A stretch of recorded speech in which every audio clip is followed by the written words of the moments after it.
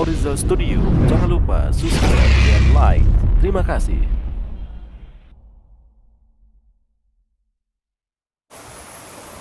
Hadirin sidang jamaah Jumat yang dirahmati Allah.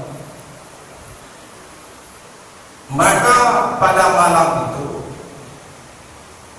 pada malam 27 Rajab, Rasulullah menerima perintah salat. Maka dalam kitab dijelaskan, wa furida lailatul Isra, diwajibkan akan salat yang maktubah itu lailatul Isra, pada malam Isra. Ba'da nubuwah bi 10 sinina wa 3 ashhur. Artinya 30 tahun lebih dari kenabian. Artinya Rasulullah diangkat jadi Rasul umur 40. 30 tahun lebih diangkat menjadi Rasul, baru Allah wajibkan salat. Berarti umur Rasulullah 50 tahun lebih baru Rasulullah menerima sembahyang. Artinya lailatul sab'in wa 'ishrina min Rajabin, artinya Rasulullah menerima salat pada malam 27 Rajab. Walam tajib subuhu yawma tilkal lailati, dan tidak diwajibkan subuh pada hari demikian malam. Kenapa? Li'adami ilmin bi kaifiyatiha, karena belum ada ilmu tentang kaifiyat atau tentang tata caranya salat. Artinya apa? Rasulullah tidak melaksanakan sholat subuh pada saat itu, bukan belum ada perintah, sudah ada perintah, sudah diterima perintah sholat. Tapi kenapa Rasulullah subuh itu tidak melaksanakan sholat? Dia ada di ilmu di kaifiyatnya, karena belum ada ilmu tentang bagaimana tata cara sholat itu sendiri. Maka al-ilmu itu maupun ibadah, ilmu itu adalah otaknya ibadah. Artinya otaknya ibadah adalah majelis pengajian, majelis taklim, itu otak ibadah. Tanpa adanya ilmu kita akan bisa sholat. Hadirin sidang jamaah Jumat yang dirahmati Allah. Ini maka hati katakan sholat itu berbeda dengan ibadah-ibadah. Yang kedua, salat itu merupakan amaliyah yang pertama yang dikerjakan oleh umat Islam setelah mengikrarkan syahadat tauhid dan syahadat Rasul, bukan puasa, bukan zakat, bukan haji. Kalau kita lihat dalam hadis, buniyal Islam ala khamsin, Islam itu dibangun di atas 5 dasar, 5 fondasi, 5 asas dasar, 5 kerangka dasar, 5 asas fundamental. Syahadat la ilaha illallah, yang pertama bersaksi bahwa tidak ada Tuhan kecuali Allah. Wa anna Muhammadar Rasulullah, dan bersaksi bahwa Muhammad itu Rasulullah. Setelah kita ikrarkan syahadat tauhid, setelah kita ikrarkan syahadat Rasul, konsekuensinya yang kedua adalah wa iqamis shalah, dan mendirikan salat. Bukan puasa, bukan zakat, bukan haji.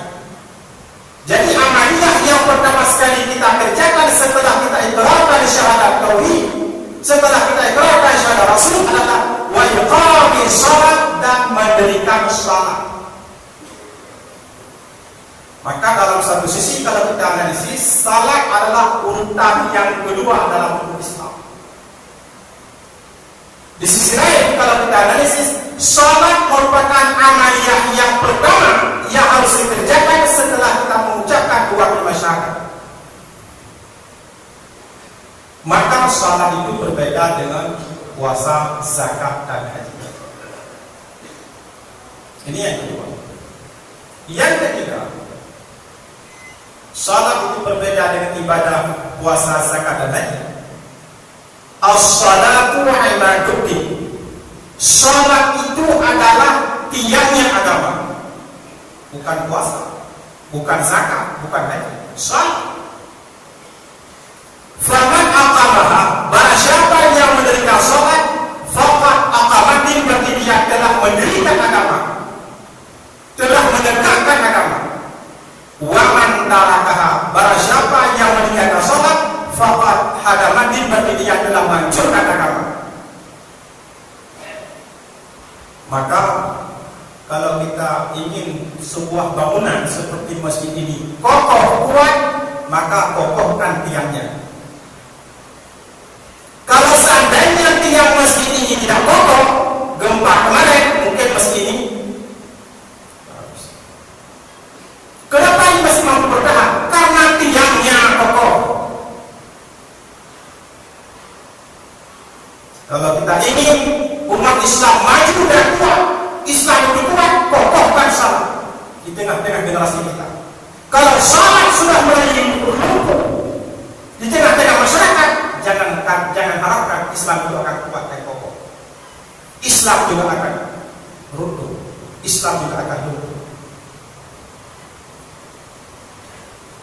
Sangat tergantung kepada salat. Salat itu tiang agama.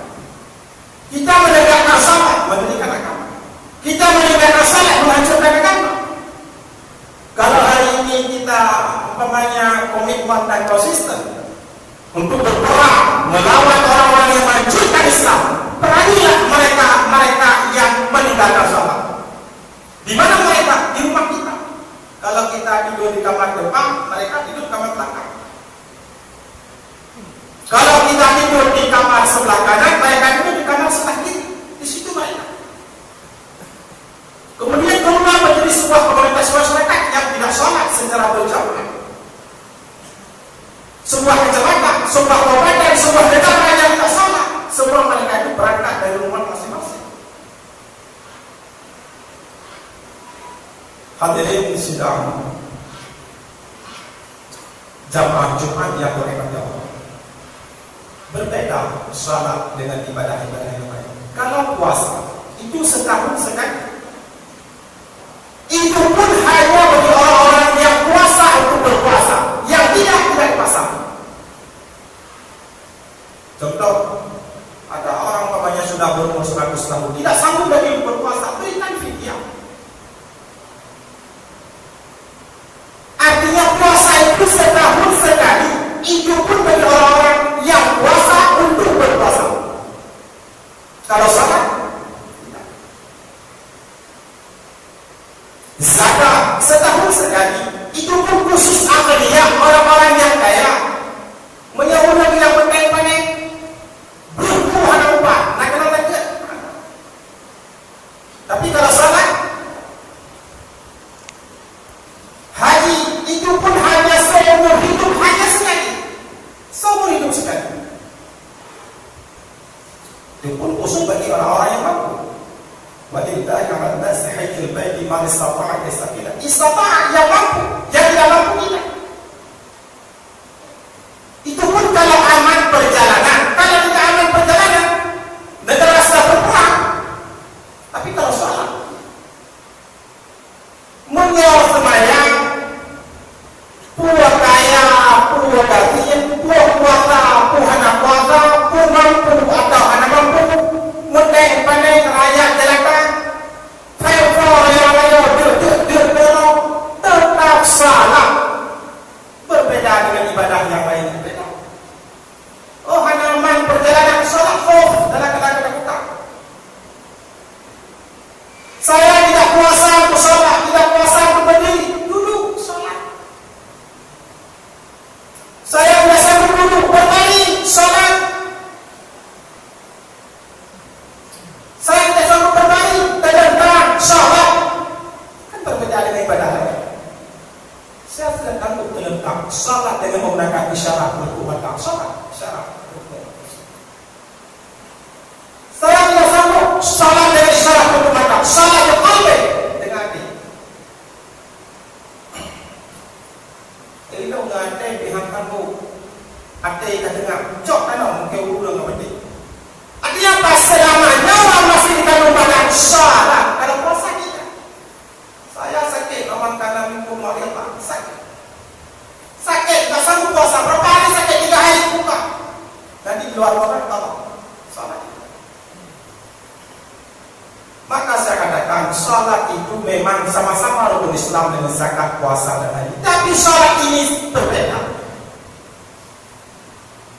Maka ukuran agama Allah dan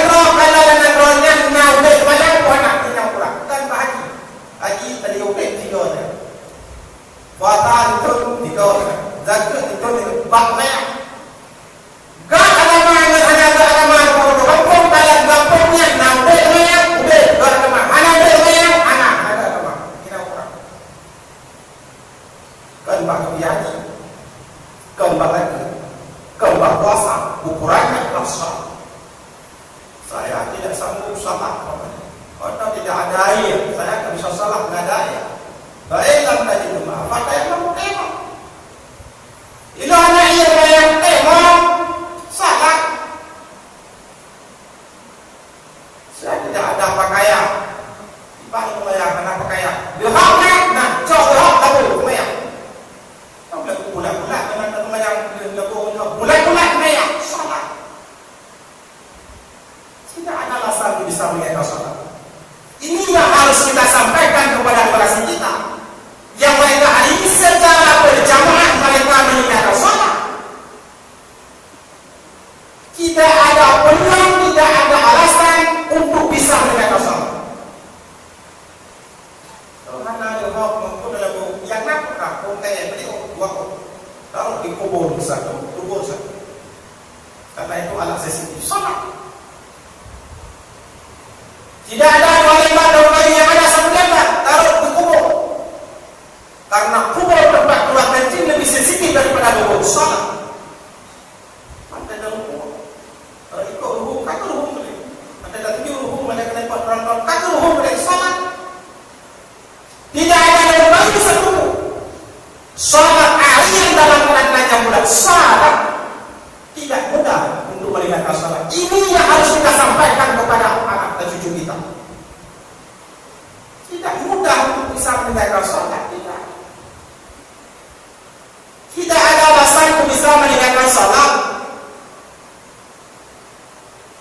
Tidak. Saya tidak sanggup salat karena tidak bisa baca Fatihah. Kadang-kadang orang masuk Islam jam 12 tadi. Poh tengok tak kaya mau lu. Poh tengok tak kaya mau lu. Bila hanya mengayak dikenamkan tengok begitu karena nanti baca Fatihah. Baca 70 ayat yang lain sebagai pengganti Fatihah. Yang penting hurufnya sama dengan jumlah huruf yang ada dalam surah Al-Fatihah. 150 sekian. Saya tidak sanggup membaca ayat yang lain. Kalau tidak sanggup baca ayat lain, baca zikir juga baca. Yang salat hanya Tuhan. Apakah bisa baca zikir? Bisa. Jangan datang seorang lagi kepada Rasulullah SAW. Dia menyampaikan kepada Rasulullah, ya Rasulullah, ana la astati'u al-Quran. Ya Rasulullah, saya tidak mampu baca Al-Quran ya Rasulullah. Faqala, maka menurut Rasulullah, qul bacalah olehku. Subhanallah walhamdulillah wa la ilaha illallah wallahu akbar wa la haula wa la quwwata illa billahi al-'aliyyil 'azhim. Baca. Salat. Ada mereka hanya Fatihah ada yang karena la salata liman lam yaqra bi Fatihah kitab. Tidak ada salat bagi orang yang tidak baca Fatihah. Saya tidak bisa baca Fatihah. Gratis salat tidak. Baca. Saya tidak mampu baca ayat yang lain sebagai pengganti Fatihah karena saya baru setengah jam masuk Islam. Baca zikir. Menyatakan orang itu dalam keadaan kontrak dengan Allah, harus syahadat tauhid dari syahadat Rasul, tidak ada alasan untuk bisa menjaga salat. Baik perkara taknya lu baru terima dia udah mau hilang. Ada begini dia tidak kemudiannya. Saya tidak bisa membaca zikir rupanya. Ayat dihadir, ayat lain, zikir dihadir. Maka berhentilah ukuran kadar Fatihah. Dan mentah ukuran Fatihah nyentuh hanya besi. Benar dalam ukuran kadar Fatihah. Ante wadah ruku. Yang baca Fatihah tapi makan nahi baca Fatihah tak ada wadah. Wadah ruku. Ia sudah mentang dia nyentuh kadang itu. Artinya apa? Salat itu sangat sensitif. Ini harus kita sampaikan kepada generasi kita, karena mereka secara berjamaah hari ini sudah mulai meninggalkan salat. Saya dalam keadaan tertidur dan tidak sempat salat. Pemanya. Ayah, ikutnya lenyap turun pulau, anak namanya kaya. Nah wajah kaya dulu, wajah. Ada urut dengan wajah kaya.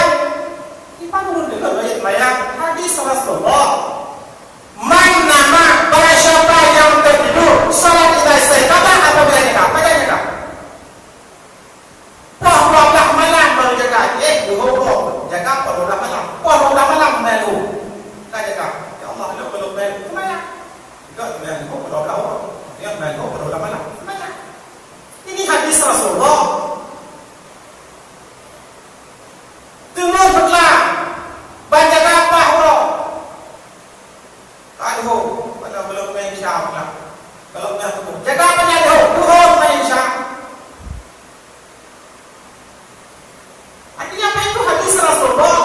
Mana barang siapa yang tertidur, solat kita saya jaga apabila kita panjang jaga, kau tanya saya. Saya sampaikan. Ini sangat mengkhawatirkan generasi kita ini. Secara berjamaah mereka hari ini tidak solat. Dengan sangat gampang mereka mengaku solat tanpa beban, seolah-olah tidak berdosa, seolah-olah bersolat-solat nenek. Mayang ketiup, pakai kemampu mayang ketiup. Oh jai pula yang berdosa dalam macam yang udang, yang pelik, yang udah tenang, mayang tenang tiup.